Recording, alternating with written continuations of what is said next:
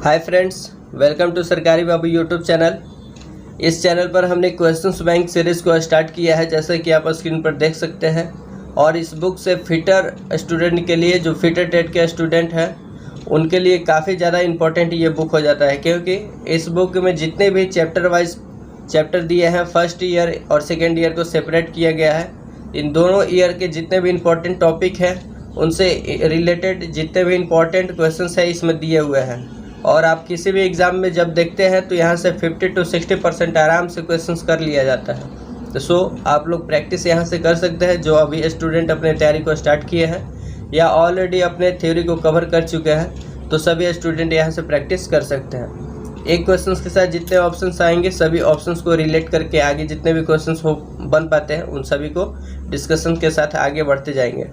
चलिए शुरू करते हैं फर्स्ट नंबर क्वेश्चन से। और आज का जो चैप्टर होने वाला है आपका मार्किंग एंड मार्किंग टूल होने वाला है। चलिए फर्स्ट नंबर क्वेश्चन क्या कह रहा है देखते हैं। The tool which is use for laying out large circle is, वह कौन सा टूल है जिसका प्रयोग करके हम लार्ज सर्कल बना सकते हैं। तो उस टूल का नाम बता रहा है।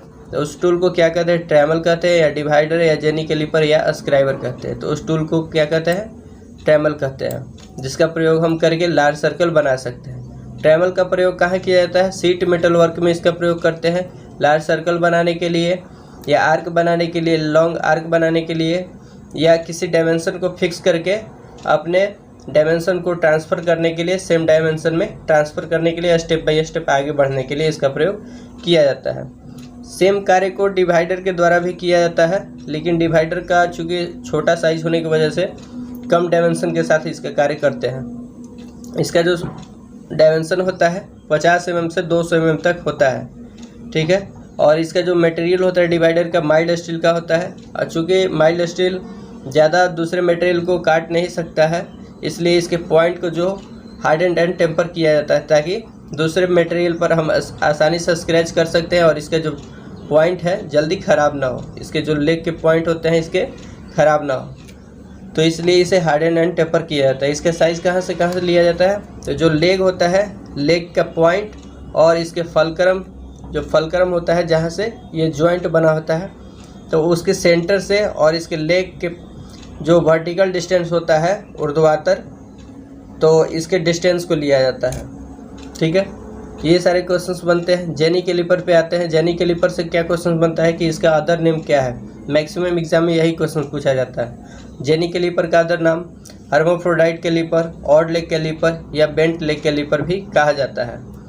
इसका प्रयोग क्या होता है, इसका जो प्रयोग होता है कि राउंड बार, कोई भी राउंड बार होता है, जैसे कि ये एक राउंड बार हो गया, तो इस पर सर्कल बनाना है आपको, सेंटर फाइंड आउट करना है। तो सेंटर फाइंड आउट करने के लिए जेनी कैलिपर का प्रयोग करते हैं।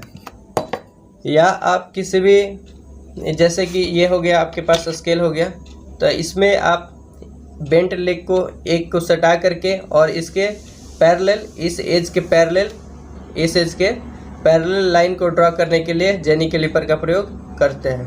तो ये कार्य होते हैं। स्क्राइबर पे आते हैं। स्क्राइबर को क्या कहते हैं, तो स्क्राइबर को स्क्रैच करने वाला टूल होता है, जिसका प्रयोग हम किसी भी लाइन को ड्रॉ करने के लिए, मेटल पे लाइन को ड्रॉ करने के लिए करते हैं। इसका मटेरियल जो होता है हाई कार्बन स्टील का बना होता है। इसका पॉइंट जो होता है 12 से 15 डिग्री होता है, ठीक है। ये अलग अलग शेप में होता है, straight scriber, bent scriber, adjustable sleeve scriber, ये सारे होते हैं। बाकी और सभी बेसिक क्वेश्चन इससे रिलेट करके आगे आपको मिलने वाला है, तो देखते हैं हम लोग।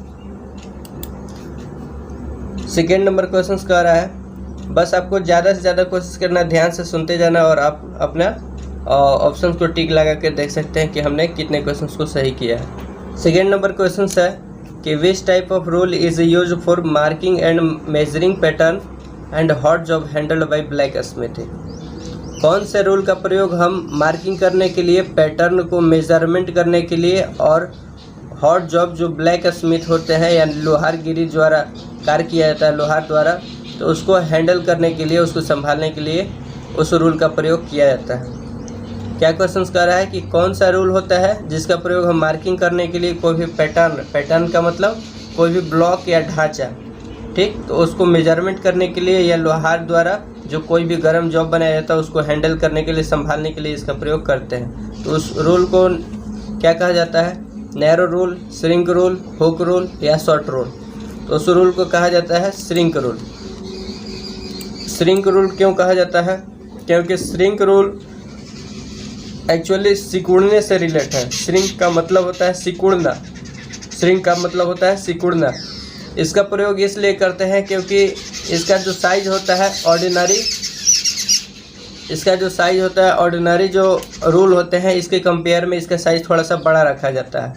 क्यों बड़ा रखा जाता है? ऐसा समझिए कि जैसे आप ईंटा या भट्ठी पे गए होंगे जहाँ ईंट की पथाई होती है, ईंट बनाया जाता है मिट्टी के द्वारा, तो वहाँ जो ब्लॉक होते हैं, या आप कास्टिंग जहाँ होता है, कोई भी मूर्ति या कोई भी चीज़ कास्टिंग या मोल्डिंग जहाँ होता है, तो वहाँ आप गए होंगे तो एक ढांचा होता है, उसी को पैटर्न कहा जाता है। तो अगर मान के चलिए हम भट्ठी से ही समझते हैं कि वहाँ अगर लकड़ी का ब्लॉक है, अगर उसका एक्चुअल साइज 10 इंच ले करके 10 बाई 5 का ईंट होता है, तो 10 बाई 5 का अगर इंच ले करके हम ढांचे को बनाते हैं और मिट्टी भर के जब उसको पलट देते हैं, तो पलटने के बाद वो मिट्टी जब क्या होता है, सूखने के बाद थोड़ा सा उसका साइज़ जो होता है छोटा हो जाता है, सिकुड़ करके सूखने के बाद छोटा हो जाता है। तो अब तो 10 इंच रहा नहीं परफेक्ट डायमेंशन में, तो इसलिए उसको परफेक्ट डायमेंशन में लाने के लिए क्या किया जाता है, उस ब्लॉक को थोड़ा सा बड़ा रखा जाता है। एक स्टैंडर्ड रेशियो होता है, उस हिसाब से थोड़ा बड़ा रखा जाता है ताकि आपका जो सिकुड़ने के बाद वो 10 इंच ही आ जाए। थोड़ा सा बड़ा रखेंगे ब्लॉक तो उसमें मिट्टी भर के जब सुखाएंगे तो थोड़ा सा वो फिर जब सिकुड़ेगा तो 10 इंच में परफेक्ट आ जाएगा। तो इसलिए क्या करते हैं कि इस रूल को ही बड़ा कर देते हैं ताकि कोई भी चीज़ उसमें ढांचे में बनाएंगे हम उस रूल के हिसाब से तो अपने परफेक्ट साइज में आ जाएगा सिकुड़ने के बाद या ठंडा होने के बाद। तो इसलिए वहाँ इसका साइज़ बड़ा रखा जाता है। आपका रूल जो होता है नॉर्मल स्टील रूल होता है, तो इसका एक स्टैंडर्ड जो रेशियो होता है कितना होता है कि 10 mm पर मीटर होता है। 10 mm पर मीटर होता है, मतलब 10 mm आपको बड़ा रखना है। कितना में?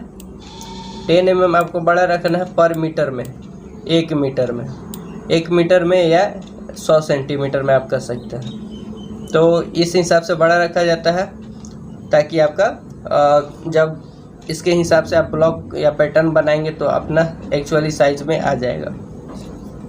नेक्स्ट क्वेश्चन पे देखते हैं।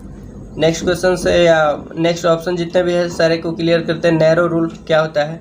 तो नैरो रूल एक प्रकार का, जैसा ही नाम से ही पता चला, नैरो यानी कि पतला रूल, जो संकीर्ण जगह में मापने के लिए, मेजरमेंट करने के लिए इसका प्रयोग करते हैं।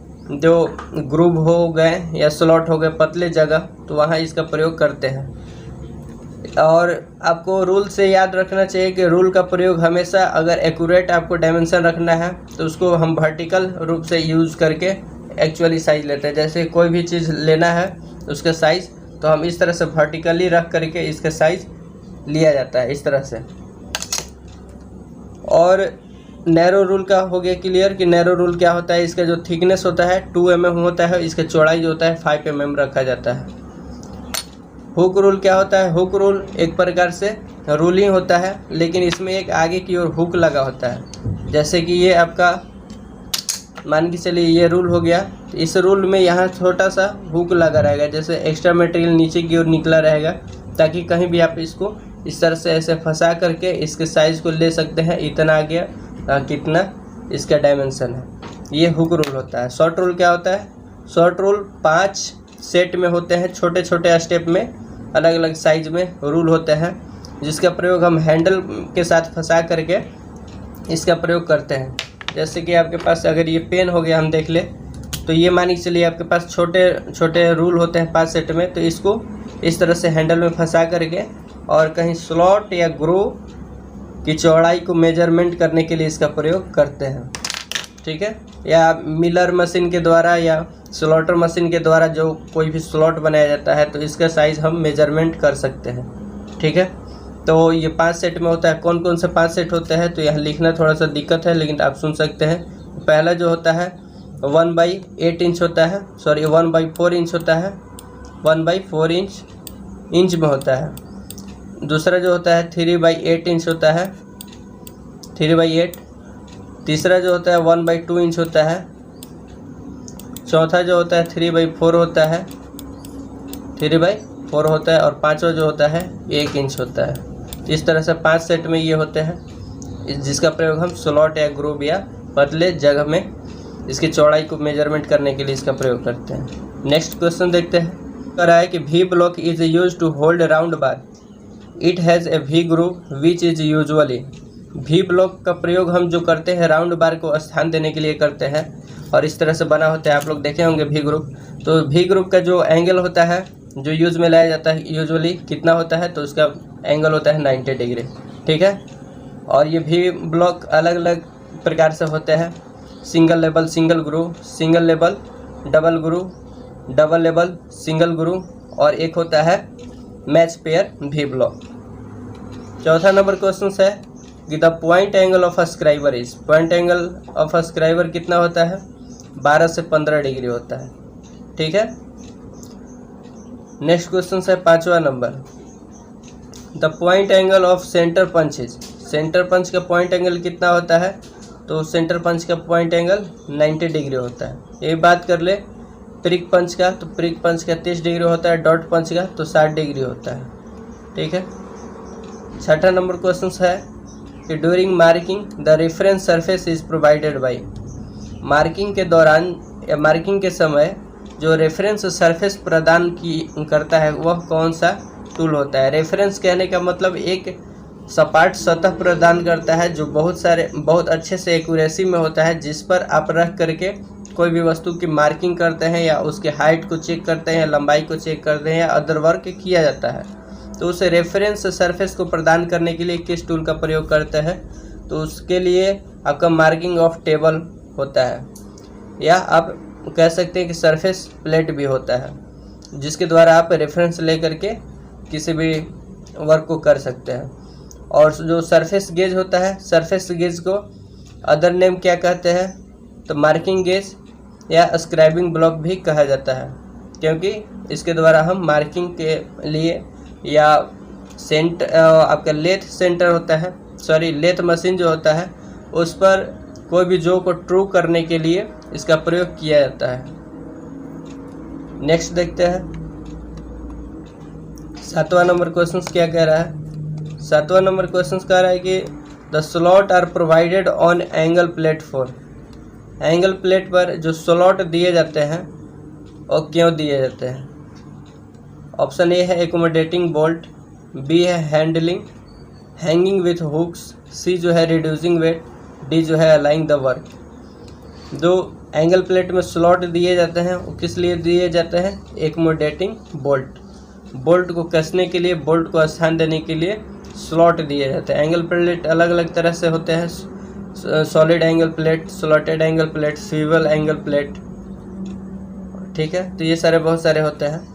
और ये एंगल प्लेट किस तरह का मटेरियल का बनाया जाता है, तो एंगल प्लेट भी चूँकि देखते होंगे कि आप वजन में काफ़ी ज़्यादा भारी होता है, तो इसलिए आप कह सकते हैं कि वो कास्ट आयरन का बनाया जाता है। भारी वजन से मतलब नहीं है, ऐसे आप अनुमान लगा सकते हैं। अनुमान बताने के लिए मैंने बोला कि जो वेट वाला चीज़ होता है, जो टूल होता है, तो मैक्सिमम कास्ट आयरन का बनाया जाता है। और इसके कास्ट आयरन का बनाने का पर्पस क्या होता है कि इस पर मशीनिंग करना बहुत ही अच्छा माना जाता है, आसानी होता है। 8वां नंबर क्वेश्चन देखते हैं। 8वां नंबर क्वेश्चन कह रहा है कि V block are available in grade of, V block कितने ग्रेड में, कौन कौन से ग्रेड में पाए जाते हैं। तो वी ब्लॉक का जो ग्रेड होता है ए ग्रेड और बी ग्रेड, 2 ग्रेड में पाया जाता है, इसे बनाया जाता है। ग्रेड ए का जो साइज़ लिया जाता है वो मैक्सिमम 100 mm होता है, और ग्रेड बी का जो साइज़ होता है 300 mm तक इसका यूज़ किया जाता है। ए का प्रयोग, ग्रेड ए वाले वी ब्लॉक का प्रयोग टूल रूम में किया जाता है, जबकि ग्रेड बी वाले वी ब्लॉक का प्रयोग नॉर्मली हम वर्क के लिए या वर्कशॉप कार्य के लिए प्रयोग में लाते हैं। ए का जो मटेरियल का बात कर ले, ग्रेड ए का मटेरियल जो होता है हाई क्वालिटी स्टील का होता है, जबकि बी वाले जो वी ब्लॉक है इनका मटेरियल होता है क्लोज ग्रेन कास्ट आयरन का बनाया जाता है। और यहाँ से वी ब्लॉक से इसका मटेरियल भी पता चल गया। और यहाँ से भी और भी क्वेश्चन आते हैं, जैसे वी ब्लॉक पूछ लिया। पैरेलल ब्लॉक अगर बोले तो पैरेलल ब्लॉक भी आपके 2 ग्रेड में पाए जाते हैं, ए ग्रेड और बी ग्रेड में। अगर यहाँ से कन्फ्यूज़न होता है मैक्सिमम को कि वी ब्लॉक या एंगल प्लेट का ग्रेड कितना होता है, तो एंगल प्लेट का ग्रेड 1 और ग्रेड 2 के हिसाब से बताया जाता है एंगल प्लेट का, और सरफेस प्लेट का भी 1, 2 और 3 ग्रेड में बताया जाता है, यह उसे अवेलेबल होता है, आप कह सकते हैं। तो यहाँ से याद कर सकते हैं वी ब्लॉक, यानी वी जो है अल्फ़ाबेट में आता है ABCDEFGH ये सब, तो वी ब्लॉक यानी अल्फ़ाबेट वाला जो है ब्लॉक, तो ये अल्फ़ाबेट के द्वारा बताया जाता है A एंड B के द्वारा। और जबकि आपका प्लेट का बात करें, एंगल प्लेट, सरफेस प्लेट, तो उसको नंबर के द्वारा बताया जाता है, उसकी ग्रेड को स्पेसिफाई किया जाता है। इस तरह से देख सकते हैं। चलिए 9 नंबर क्वेश्चन देखते हैं। 9 नंबर क्वेश्चन है क्या divider is use for, divider का प्रयोग कहाँ करते हैं। तो डिवाइडर का प्रयोग हम पहले भी हम लोग सुने थे, चर्चा किए थे कि वहाँ इसका प्रयोग कहाँ किए हैं। तो स्क्राइबिंग सर्कल यानी कि सर्कल अस्क्राइब करने में, बनाने में, अस्क्राइबिंग आर्क यानी आर्क भी बनाने में, और transferring and a step of distance, किसी भी डायमेंशन के साथ अपने डायमेंशन को स्टेप बाय स्टेप ट्रांसफ़र करने के लिए भी करते हैं। तो यानी इसका right answer all of above हो जाएगा।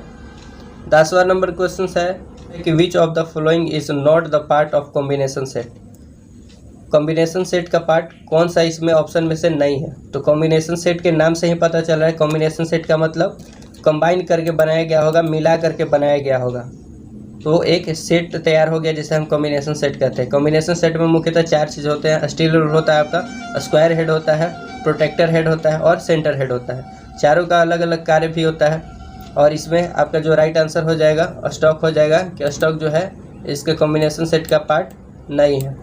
ये एक अलग से हिस्से का नाम होता है, जैसे कि स्क्वायर हेड हो गया, सेंटर हेड हो गया, प्रोटेक्टर हेड हो गया, इसमें ये स्टॉक होता है।